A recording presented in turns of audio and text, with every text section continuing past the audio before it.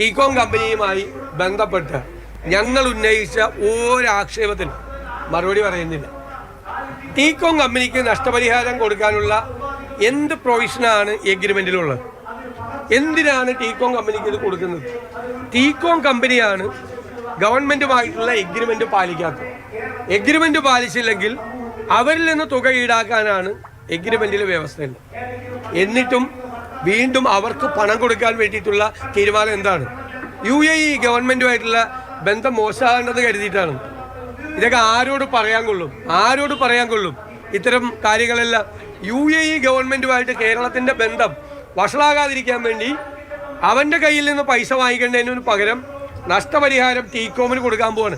അഴിമതിയാണ്. 248 ഏക്കർ ഭൂമി സ്വന്തക്കാർക്ക് കൊടുക്കാൻ വേണ്ടിയിട്ടുള്ള ഏർപ്പാടാണ്. ഭൂമി കച്ചവടം LDFിൽ ചർച്ച ചെയ്യാതെ, മന്ത്രിമാർ പോലും അറിയാതെ, ഘടകകക്ഷികൾ അറിയാതെ, പ്രതിപക്ഷം അറിയാതെ, സാധാരണക്കാരായ പൊതുസമൂഹം അറിയാതെ ഒരു വലിയ എഗ്രിമെൻറ്റ് വൺ ഫൈൻ മോർണിംഗ് ഒരു സുപ്രഭാതത്തിൽ വന്ന് അവസാനിപ്പിച്ച് ഭൂമി കച്ചവടമാണ്. കോടിക്കണക്കിന് രൂപ വിലയുള്ള ഭൂമി കച്ചവടം നടത്താൻ വേണ്ടിയിട്ടാണ്. പറയാതെ പറഞ്ഞു ഇന്നലെ. എന്താ? ടീകോമിൻ്റെ കയ്യിൽ നിന്ന് നഷ്ടം ഈടാക്കാൻ ശ്രമിച്ചാൽ വ്യവഹാരം ഉണ്ടാവും, അത് നീണ്ടുപോകും, അപ്പോൾ ഭൂമി ഫ്രീ ആവില്ല.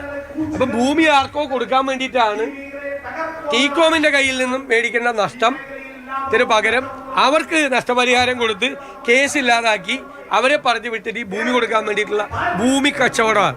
ഒരു കാരണവശാലും അത് കേരളത്തിൽ സമ്മതിക്കില്ല.